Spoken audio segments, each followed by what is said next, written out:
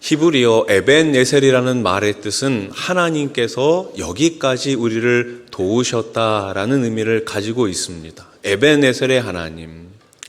이스라엘이 블레셋을 이긴 후 승리를 주신 하나님께 감사하며 사무엘이 미스바와 센 사이에 세운 기념비입니다. 에벤네셀의 하나님은 그 옛날 구약의 사무엘 시대뿐만 아니라 지금 우리나라의 역사에도 너무나 선명하게 남아 있습니다. 우리나라의 국가를 우리는 애국가 이렇게 부릅니다. 제가 예전에 어렸을 적에는 한 밤 12시쯤 되면 이제 TV가 이제 방송이 다 끝나면서 애국가가 이렇게 나왔어요. 그 애국가가 나온다는 얘기는 더 이상 TV가 나오지 않는다라는 얘기죠. 그럼 이제 파란 화면으로 바뀌면서 이제 화면 조정 시간 이렇게 떠요. 요즘은 참 애국가를 부를 일이 많지가 않습니다. 그런데 요즘처럼 또 어때요? 이 올림픽 시즌이 되면 우리나라 선수가 금메달을 따는 그 순간 어떤 일이 일어납니까? 제일 중앙에 서가지고 하늘 높이 올라가는, 제일 중앙에서 제일 높이 올라가는 태극기를 보게 되죠. 며칠 전에 이제 우리 선수가 또 금메달을 따지 않았습니까? 이 선수는 이제 거기 시상식에서 애국가를 이렇게 따라 부르더라고요. 참 그 장면을 보면 참 감격스럽지 않습니까? 저만 그런가요? 태극기를 보면서 애국가를 들으면 참 감격스럽습니다. 근데 지금 우리가 사용하는 찬송가의 이 전신인 찬미가가 있는데 사실 이 애국가는 찬송가였다는 것을 여러분 혹시 알고 계십니까? 1907년 발간된 찬미가 14장에는 바로 이 애국가가 실려 있습니다. 그러니까 지금으로 따지면 우리의 찬송가에 애국가가 실려 있었던 거예요. 애국가의 작사자에 대하여는 많은 설들이 있지만 대체로 윤치호 설이 정설로 남아 있습니다. 그 자손들에 의해 윤치호 선생이 쓴 친필 사본도 공개된 바가 있죠. 일설에 의하면 안창호 선생의 제안을 따라 애국가의 가사가 일부 수정되었다고 합니다. 대표적인 가사가 성자신손 500년은 우리 황실이요라는 가사를 동해물과 백두산이 마르고 닳도록 이렇게 고쳤고요. 우리 대한 만세를 우리나라 만세로 바꿨고요. 이 기상과 이 마음으로 임금을 섬기며라는 가사를 이 기상과 이 마음으로 충성을 다하여로 고친 것이라고 전해지기도 합니다. 그 후 이 노래를 1941년 김구 선생의 적극적인 찬성으로 임시정부의 국가로 채택되었고 1948년 재헌국회는 이 애국가를 우리의 국가로 채택하게 됩니다. 이 애국가에는 우리 민족의 신앙 고백이 고스란히 담겨져 있습니다. 그 대목이 무엇입니까? 하나님이 보호하사 우리나라 만세. 지금은 이 가사가 하느님이라고 되어 있지만 처음 애국가가 만들어졌을 때는 분명히 하느님이 아니라 하나님으로 만들어졌었습니다. 보호하사라는 말의 의미가 뭐예요? 도우시고 보호하시다라는 말이에요. 보호하시고 도우시다라는 말을 보호하사 이렇게 우리가 이야기합니다. 그렇습니다. 하나님은 이 나라 이 민족을 지금까지 보호하시고 도우신 줄로 믿습니다. 그러면 우리는 오늘 하나님 앞에서 무엇을 해야 할까요? 오늘 본문을 통해 두 가지를 살펴보고자 합니다. 첫째로 우리가 해야 할 일은 하나님의 선하신 도움을 인정하는 것입니다. 하나님을 하나님으로 인정하는 거예요. 하나님께서 지금 여기까지 나를 인도해 오시고 보호해 주신 분이라는 것을 인정하는 것이죠. 애굽에서 노예 생활을 하던 이스라엘 백성을 가나안 땅으로 인도하셨던 하나님은 낮에는 구름 기둥으로 밤에는 불 기둥으로 그들을 선한 길로 인도해 주셨습니다. 40년 동안 광야 생활을 했지만 의복이 헤어지지 않았습니다. 신발이 닳지가 않았어요. 하나님의 선하신 도움의 손길이었죠. 또한 바벨론에 의해 멸망당한 이스라엘이 바벨론 아하와 강을 떠나 넉 달 만에 에스라의 인도로 예루살렘에 돌아왔을 때도 하나님의 선하신 도우심이 있었습니다. 자, 오늘 보면 31절 말씀을 우리 한 번 더 같이 읽겠습니다. 시작. 첫째 달 12일에 우리가 아하와 강을 떠나 예루살렘으로 갈새 우리 하나님의 손이 우리를 도우사 대적과 길에 매복한 자의 손에서 건지신지라. 아멘. 하나님의 손이 우리를 도우사. 어떤 일이 일어납니까? 대적과 길에 매복한 자의 손에서 건져주셨다라고 이야기합니다. 이 구절은 이스라엘 백성이 에스라의 인도를 따라 바벨론에서 예루살렘으로 오는 여정에서 여러 차례 결정적인 위기가 있었음을 우리들에게 알려주지요. 그러나 하나님의 손이 그들을 도우셨습니다. 매복했었던 많은 적들을 하나님의 손길 가운데 보호해 주신 것입니다. 에스라서는 이것을 반복적으로 고백하고 있습니다. 에스라 7장 9절 말씀을 보십시오. 첫째 달 초하루에 바벨론에서 길을 떠났고 하나님의 선한 손에 도우심을 입어 다섯째 달 초하루에 예루살렘에 이르니라. 아멘. 여기도 역시 하나님의 선한 손에 도우심을 입었다라고 고백합니다. 무려 넉 달 동안의 그 여행 가운데서, 그 귀한 가운데서 하나님의 역사하심을 우리가 경험했다라는 것이죠. 이스라엘의 귀향은 하나님의 선한 손길에 기적이 없었다면 불가능한 역사였습니다. 그렇습니다. 지금 우리에게도 하나님의 선한 손길을 인정하는 고백이 필요합니다. 우리 민족의 근세사에는 결정적인 망국의 위기가 2번 있었죠. 나라가 망할 뻔한 위기가 2번 있었습니다. 한 번은 일제 식민지 통치로 우리는 언어를 잃어버렸습니다. 내 이름을 쓸 수가 없었습니다. 정체성을 상실하고 일본에 합병된 노예로 살 수밖에 없었습니다. 그러나 어느 날 갑자기 일본의 패전과 함께 해방이 찾아왔습니다. 77년 전의 일이에요. 1945년 8월 15일 우리나라는 일제의 35년 치하를 끝내고 광복을 맞이합니다. 마치 주전 586년 남유다가 바벨론 제국에 의해 망한 뒤 하나님의 은혜로 고국에 돌아왔듯이 우리나라의 해방은 하나님의 은혜로 주어진 것입니다. 이 모든 역사의 주인은 우리 하나님이십니다. 해방까지 일제의 극심한 탄압 속에서도 우리가 우리말을 잃지 않고 있었던 것, 그리고 애국 정신을 잃지 않고 있었다는 것은 아주 중요한 의미가 있습니다. 그 한복판에 교회가 있었습니다. 교회가 가장 앞장섰습니다. 한글 성경을 통해 문맹 퇴치에 앞장섰습니다. 글을 모르는 사람들에게, 말을 모르는 사람들에게 한국말을 계속해서 가르쳐 주었습니다. 뿐만 아니라 교회를 통해서 나라 사랑의 교육을 펼치기 시작했습니다. 여러분, 해방되었을 때 누가 애국가를 가장 감동적으로 부를 수 있었을까요? 바로 그리스도인들입니다. 찬미가를 통해, 찬송가를 통해 애국가를 알고 있었던 그리스도인들이 가장 감동적으로 이 애국가를 부를 수 있었습니다. 그리고 또 한 번 망국의 위기는 6.25 전쟁이었습니다. 당시 남북한 인구가 2,500만 명이었는데 그 중에 1,800명이 이 전쟁에 직간접적으로 피해를 얻게 됩니다. 나라의 기관 시설 70%가 무너지고 국토는 벌거벗은 황폐한 산천이 되었고 거리에는 가난과 기아가 넘쳐나고 무수한 과부와 고아 그리고 거지들을 남긴 전쟁이 6.25였습니다. 전 세계 25개국이 이 전쟁에 참여했습니다. 세계 역사상 유례없는 참상이 이 땅에서 일어난 것이죠. 만일 이 전쟁에 유엔군의 참전이 없었다면 지금 우리나라는 어떻게 되었을까요? 아직도 미스터리한 사건이 하나 있습니다. 이 전쟁에 왜 구소련이 유엔 안보리의 유엔군 파병 결의 때 거부권을 행사하지 않았는가라는 것입니다. 사실 소련이 유엔 파병을 거부했더라면은 유엔군은 6.25 전쟁에 참여할 수가 없었습니다. 과연 우리가 이렇게 자유로운 지금의 대한민국에서 살 수 있었을까요? 결국 메가더 장군의 유명한 인천 상륙 작전으로 전세는 역전될 수 있었고 비극적인 전쟁은 패전이 아니라 휴전으로 남게 되었습니다.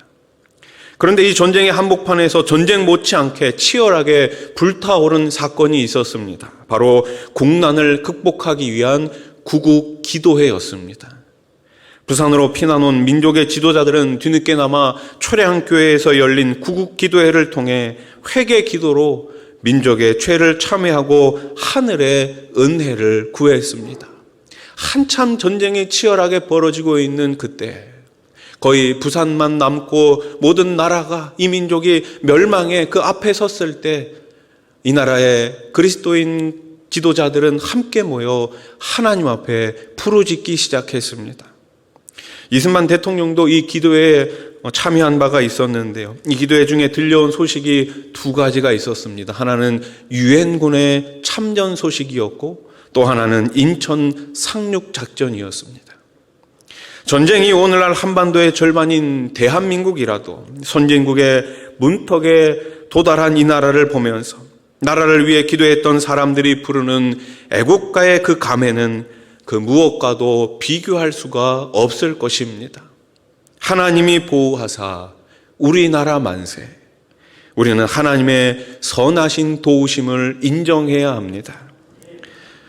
우리가 하나님 앞에서 해야 할 일은 먼저 하나님의 선하신 도움을 인정하는 것이고 두 번째는 하나님의 선하신 도우심에 감사하는 것입니다. 한번 따라해 보십시오. 하나님의 선하심에 감사합시다. 감사합시다. 에스라의 인도로 바벨론 70년 포로에서 돌아온 이스라엘 백성들이 제일 먼저 한 일이 무엇이었을까요? 오늘 본문 35절을 우리 한 번 더 같이 읽어보겠습니다. 시작. 사로잡혔던 자의 자손 곧 이방에서 돌아온 자들이 이스라엘의 하나님께 번제를 드렸는데 이스라엘 전체가 위한 수송아지가 12마리요 또 순양이 96마리요 어린 양이 77마리요 또 속죄제 수점서가 12마리니 모두 여호와께 드린 번제물이라. 아멘. 모두 뭐라고요? 번제물이라고요. 누구한테 드렸습니까? 하나님께, 여호와 하나님께 모두 다 드린 거예요. 포로 생활 가운데 끝을 맺고 예루살렘으로 돌아온 이스라엘 백성들이 가장 먼저 한 것은 하나님 앞에 예배하는 것이었습니다. 하나님의 영광을 올려드리는 것이었습니다. 그 예배를 통해서 하나님께 감사했던 것입니다. 여기 제물 중에 반복되는 숫자가 있죠. 12라는 숫자입니다. 이것은 이스라엘 12지파 전체를 위한 감사의 제사였음을 강조하고 있는 거예요. 우리는 두 번의 만국적 위기를 극복하면서 하나님의 구원하심과 보호하심에 대해 얼마나 감사하고 있는지를 돌아볼 필요가 있습니다. 이 민족이 얼마나 하나님께 감사하고 있는지, 우리 그리스도인들이, 우리 교회가 얼마나 하나님께 감사하고 있는지. 불신자들은 몰라서 감사를 드리지 못한다고 칩시다. 그렇다면 이 땅을 섭리하시는 하나님을 알고 믿는 저와 여러분들은 이런 감사를 어떻게 표현하며 살아야 할까요? 여러분, 감사는 책임입니다. 그런 의미에서 우리가 이 민족을 향해 책임져야 될 일이 있습니다. 첫 번째 책임은 무엇입니까? 민족 복음화의 책임이에요. 시온의 땅으로 돌아온 이스라엘 백성들이 민족 전체를 위해 번제를 드린 것처럼 우리 민족 전체가 하나님을 예배하는 민족이 되게 하는 일에 저와 여러분들을 드려야 하는 것입니다. 우리가 앞장서야 되는 것입니다. 이 땅에 펼쳐주신 구원의 손길, 그것이 바로 하나님의 손길이었다면 그 손길을 알고 그 선한 손길의 주인 되신 하나님을 예배하는 민족이 되게 할 책임이 바로 저와 여러분들에게 있는 것입니다. 물론 우리의 선교적 책임이 이 민족에 국한되어서는 안 되죠. 그래서 원래 우리 교회 표어처럼 우리는 흩어지는 공동체로 복음을 가지고 모든 민족과 모든 족속 그리고 땅끝까지 흩어져야 하는 것입니다. 뿐만 아니라 우리의 예루살렘과 유다가 바로 이 땅, 이 민족임을 잊지 말고 국내 선교와 민족 복음화, 북한 선교를 위해서 계속해서 눈물의 기도를 드려야 하는 것입니다. 여러분 혹시 동방의 예루살렘이라고 들어보신 적이 있으십니까? 동방의 예루살렘. 이 땅의 복음의 역사가 시작된 곳은 북한의 평양입니다. 주의 사역자를 배출한 신학교도 평양에서 출발했습니다. 우리 총신대학교와 장신대학교의 전신인 신학교가 바로 평양신학교입니다. 순교자의 피가 제일 먼저 뿌려진 곳도 바로 북한입니다. 한반도에 성령의 불길이 타오르기 시작한 곳도 북한 땅 평양의 장대현 교회였습니다. 그렇습니다. 동방의 예루살렘은 바로 평양이었습니다. 하나님께서 복음으로 복 주셨던 땅, 세계교회가 주목했던 동방의 예루살렘, 미신과 우상의 나라에서 예수 그리스도의 십자가를 당당히 세우고 거침없이 복음의 종소리가 울려 퍼진 곳이었습니다. 그렇지만 우리는 오랜 세월 동안 이곳에 소식을 들을 수가 없었고 그 형편을 알 길이 없었지요. 그러나 목숨을 걸고 북한을 탈출한 탈북자들이 이 땅에 들어오면서 어둠 속에 묻혀있던 평양의 현실, 북한의 현실이 드러나게 됩니다.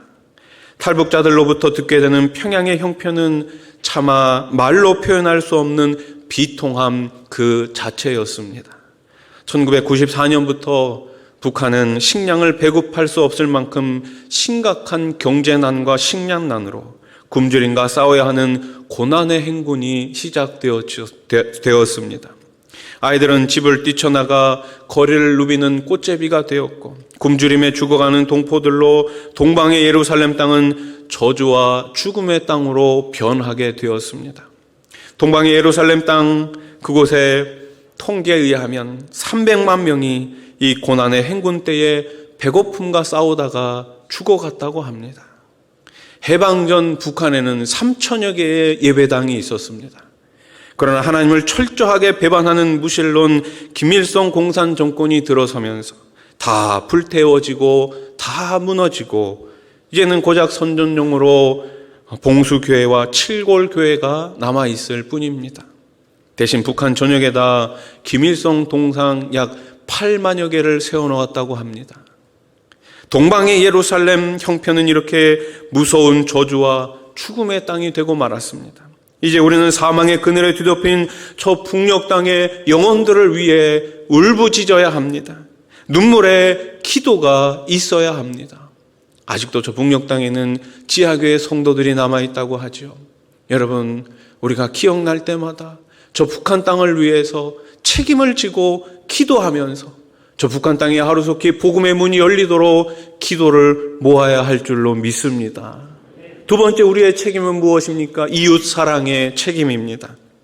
에스라 8장의 앞부분을 보면 에스라는 각 구절마다 자신과 함께 예루살렘에 돌아온 각 지파, 각 족장들의 명단을 세심하게 기록하고 있습니다. 여기 반복되는 단어가 하나 있습니다. 함께함이라는 단어예요. 함께함. 그들은 함께 돌아와 함께 역경을 극복하며 함께 성전을 세우고 함께 나라를 일으켰습니다. 처음으로 이스라엘 백성들은 온갖 파벌을 뛰어넘어 진정한 사랑의 공동체의 모습을 보여주었습니다. 성경이 끊임없이 하나님의 백성들에게 요구되는 하나의 책임이 바로 이런 이웃 사랑의 책임인 거예요. 예수님께서도 이웃 사랑의 책임을 가장 큰 계명이라고 말씀하셨습니다. 마태복음 22장 37절로 40절 말씀을 같이 읽겠습니다. 시작. 예수께서 이르시되 내 마음을 다하고 목숨을 다하고 뜻을 다하여 주 너의 하나님을 사랑하라 하셨으니 이것이 크고 첫째 되는 계명이요 둘째도 그와 같으니 내 이웃을 내 자신같이 사랑하라 하셨으니 이 두 계명이 온 율법과 선지자의 강령이니라. 아멘. 가장 큰 계명, 하나님을 사랑하고 이웃을 사랑하는 것입니다. 이 계명을 우리 주님께서 저와 여러분들에게 우리 교회에, 우리 한국교회에 주신 줄로 믿습니다. 지난주 많은 성도님들이 은혜로운 기도운동, 동행 기도운동에 참여해서 기도와 물질로 협력해 주셨습니다. 미래자립교회를 위해 선한 책임을 감당해 주셨습니다. 우리 수원아산교회는 흩어지는 공동체로 계속해서 이러한 책임을 감당해야 될 줄로 믿습니다. 6.25 이후 무너진 이 나라 이민족의 구조와 교회 재건을 위해 해외 여러 기독교 단체들 또 많은 교단들, 장로교, 감리교, 성결교, 침례교, 구세군을 비롯한 여러 선교회가 참여했습니다. 전쟁으로 인해 무너진 수많은 교회 건물들이 수리가 되었고 새롭게 세워졌습니다. 기록에 의하면 1941년 불과 40개 지나지 않았던 서울 지역의 교회는 1958년에는 400개로 증가했다고 합니다. 또 1941년 7개에 불과했던 대구 지역의 교회는 1958년에 이르러서는 170개로 급증했다고 합니다. 전쟁의 소용돌이 가운데서도 영적 각성과 대대적인 교회 재건 사업에 힘입어 전쟁이 발발한 후 5년 만인 1955년에 장로교 1200개, 감리교 500개, 성결교 250개, 기타 교파 100개 등 총 2000여 개의 교회가 새로 세워지게 됩니다. 여러분 참 아이러니하지 않습니까? 1955년이에요. 전쟁이 한참 진행이 되었고 모든 교회들이 무너졌습니다. 교회만 무너졌습니까? 모든 기관 산업들이 다 무너졌어요. 그러면은 이 기관 사업을 먼저 일으켜야 되는데 무엇이 먼저 일어나는 거예요? 예배당을 먼저 세운 거예요. 왜 그랬을까요? 당시의 교회는, 당시의 예배당은 지금의 교회와는 조금 다릅니다. 당시의 교회는 민족의 희망이었습니다. 민족의 유일한 희망이었어요. 교육을 했습니다. 예배당을 통해 가지고 어려운 고아와 과부를 도왔습니다. 그들의 어려운 사람들의 이웃이 되어 주었습니다. 친구가 되어 주었던 거예요. 그러니까 사람들은 교회만 가면 영혼도 살지만 육신적으로도 삶으로도 기쁨을 얻을 수 있었던 것이죠. 그래서 교회가 이렇게 많이 세워질 수 있었던 것입니다. 이 짧은 기간에 이토록 놀랍게 교회가 복구되거나 새로 설립되었다는 것은 하나님께서 한국에 내리신 특별한 은혜인 줄로 믿습니다. 다른 것으로는 설명할 수가 없어요. 여러분, 왜 이토록 하나님께서는 이 나라의 민족을 보호하셨을까요? 왜 이토록 은혜를 베풀어 주셨을까요? 마지막 때에 사용하기 위해서입니다.